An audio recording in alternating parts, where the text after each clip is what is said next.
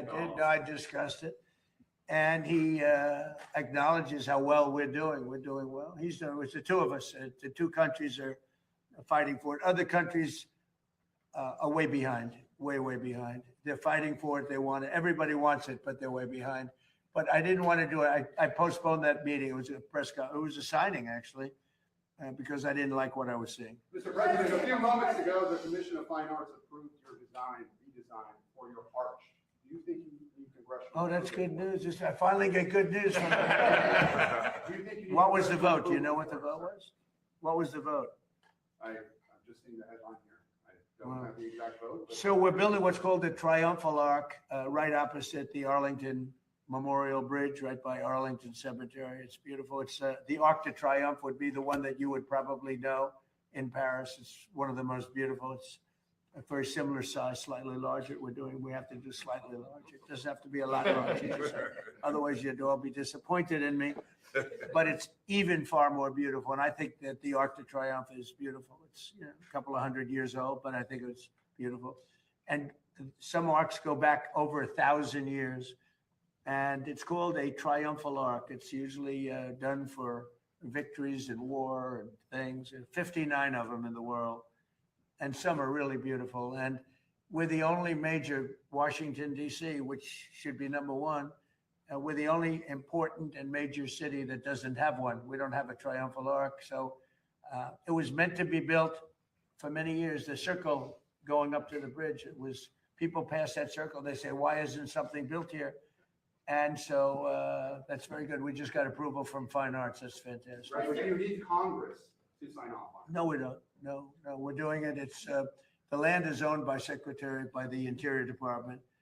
We don't need anything from Congress. Are you attending your son's wedding this weekend? Are you attending your son's wedding this weekend, by the way? He'd like me to go, but it's going to be just a small little private affair, and I'm going to try and make it.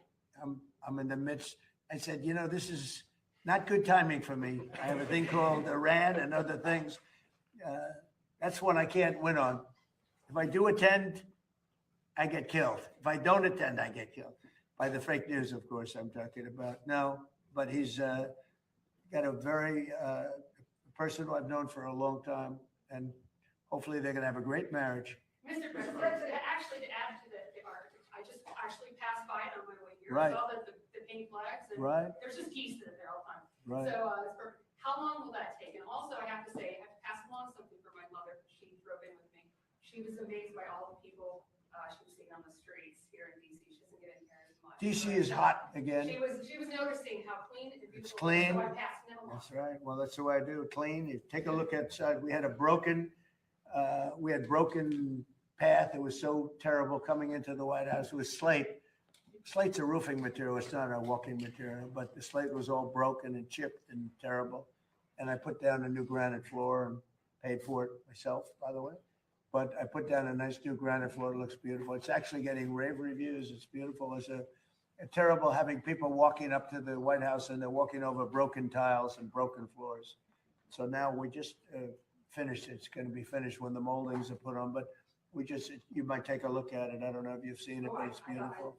Of other things we're doing while you're at it, we have 31 fountains in Washington.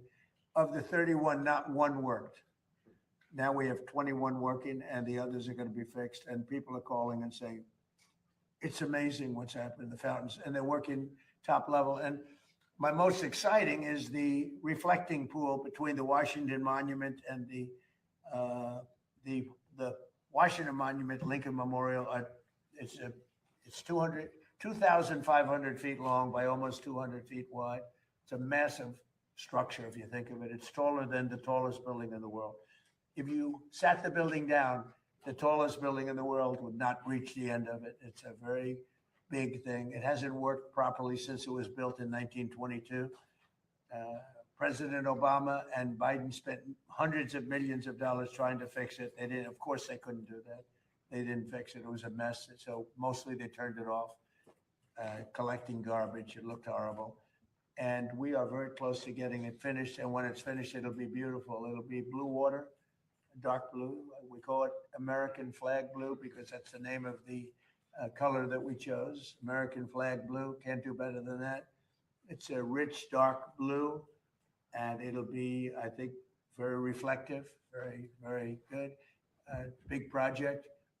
I decided to do a much bigger job. I was going to just get it open, but I said, let's do it right. Let's get it open and let's have it be good, because President Obama, President Biden spent hundreds of millions of dollars, much more than 100 million, but hundreds of millions. It never worked.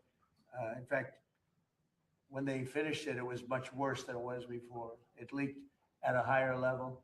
They would have to fill it up every single day with water. And the whole thing was ridiculous. So they ended up turning it off, and it became like a garbage dump. Well, it's pretty close to finished. So they had estimates of $350 million to fix it. I'll be doing it for a tiny fraction of that. A bigger job than I originally thought I'd do it for $2 or $3 million, just do a base. But now we're fixing up the exterior of it. So we'll probably be in there for less than $20 million. And the estimate was going to be using a different method, 350. It was going to take 4 years, 350 million. I'll be doing it in basically a couple of months for less than $20 million. That includes all of the exterior base, which I never included in my original numbers. When I went there last week, I saw the exterior was in very bad shape, as well as the interior. So I said, we're going to fix that too.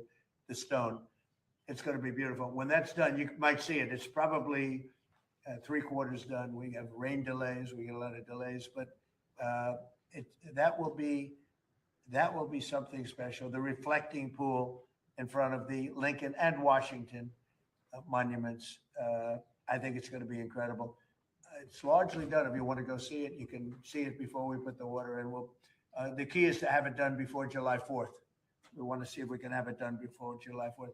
But we have about 20 or 21 of the water features in Washington open. And I can say we top of the line. They look better than they did the day they were built. Some of them have been closed for 25, 30 years. There's been no water for 25 or 30 years. And they're really beautiful. Some of the fountains are as beautiful as I've ever seen. And you probably see them. And in addition to that, you brought up something. Washington, D.C. is now a safe city.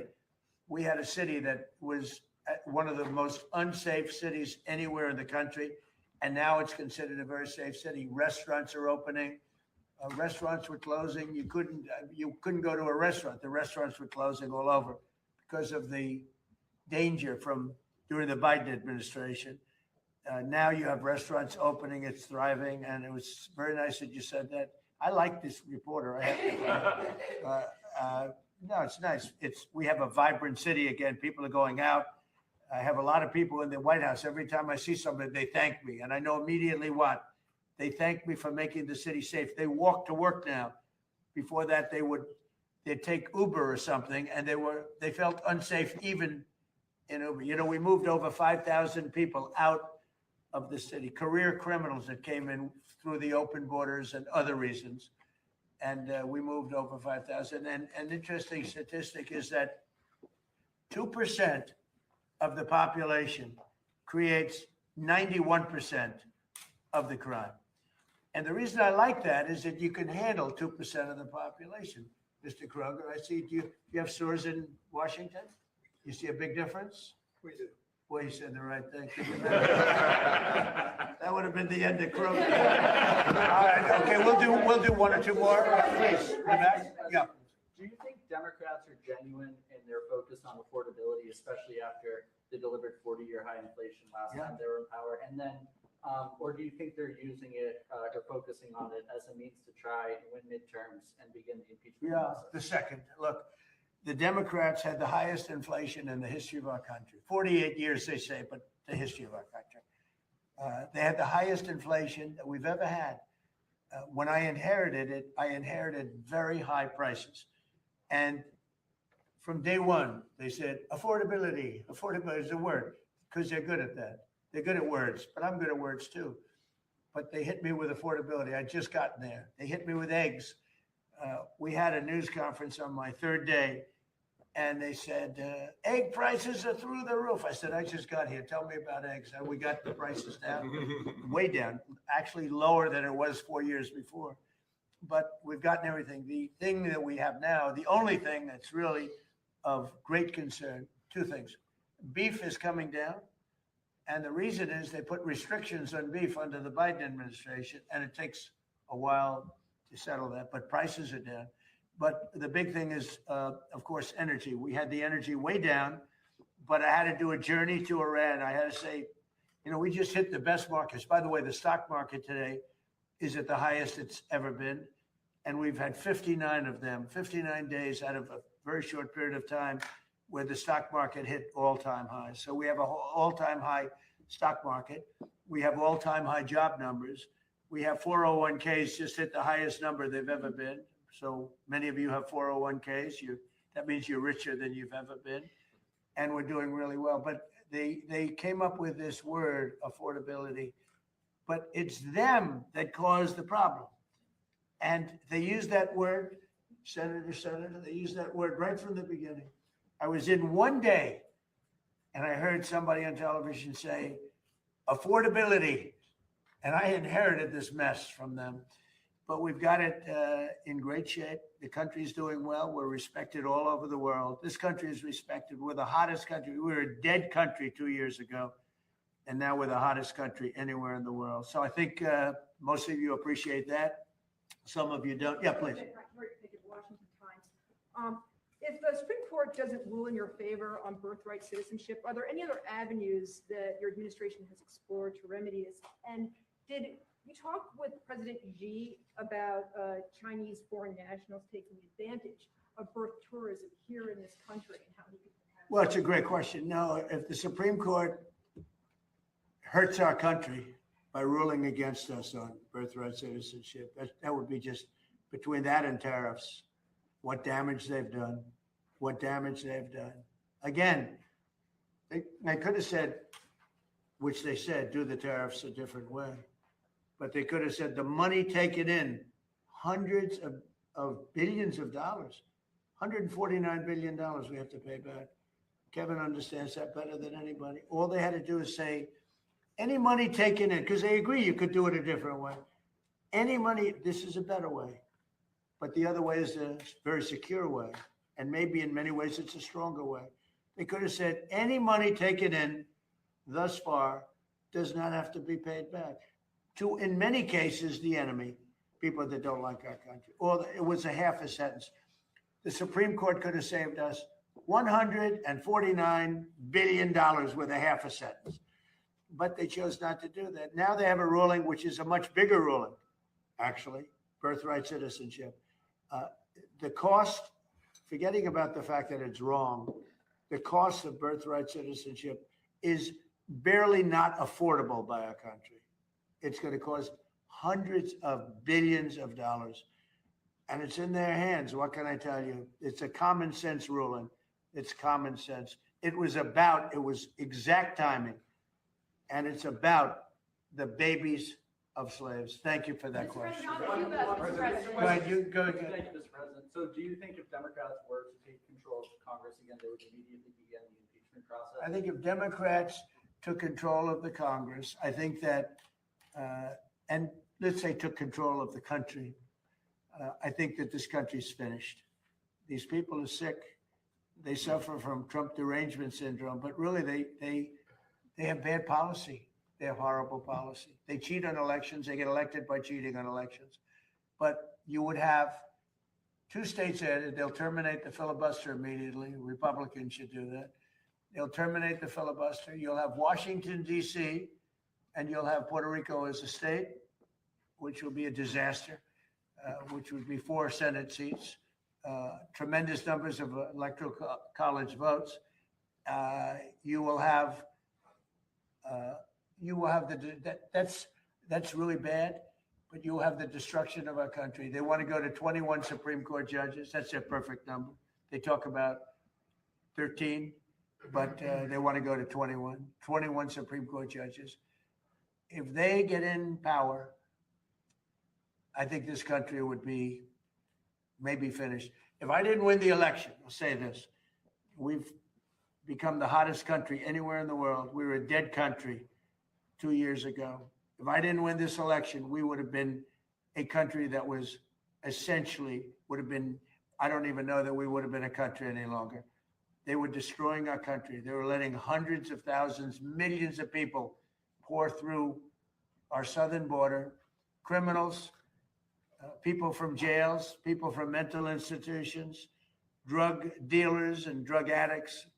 They were sending everybody, countries were sending everybody that they didn't want by the millions, 25 million people. If I didn't win this election, I believe our country would have been finished. Thank you very much, everybody. Thank you, Brad. Thank you. Thank you, Brad. Thank you, guys. Thank you, guys. Keep moving.